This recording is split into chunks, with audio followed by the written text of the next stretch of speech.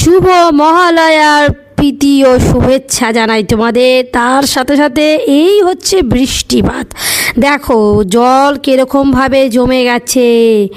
আর কি বলবো তোমাদেরকে, এইভাবে বৃষ্টি হলে পুজোটা যে কি যাবে বুঝতেই পারছো।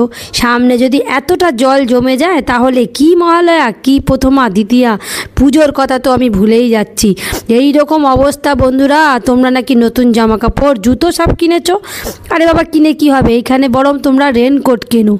রেনকোট যদি তোমরা বাজেটের মধ্যে না ধরে থাকো, এক্ষুনি বাজেটের মধ্যে ধরে নাও। হাতে এখনও অনেকটা সময় রয়েছে, সবেমাত্র মহালয়া চলছে, এখনও দোকানে তোমরা রেনকোট, গামবুট এই সব পেয়ে যাবে।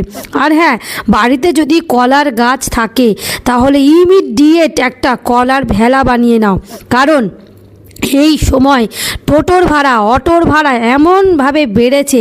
10 টাকার রাস্তাটা বা 20 টাকার রাস্তাটা বলছে 150 টাকায় নিয়ে যাবে। হ্যাঁ, ইমাজিন করতে পারছো?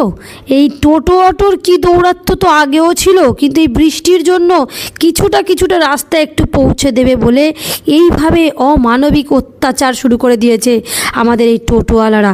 কি বলবো। আর এই বাইকে করে যারা যাচ্ছে দেখতেই পাচ্ছ, মুখটা করুণ করে যাচ্ছে। আমার মেয়ে তো বলছে নাকি ও নাচের ক্লাসে যাবে। আরে বলো তো, এই অবস্থায় কেউ নাচের ক্লাসে যেতে পারে?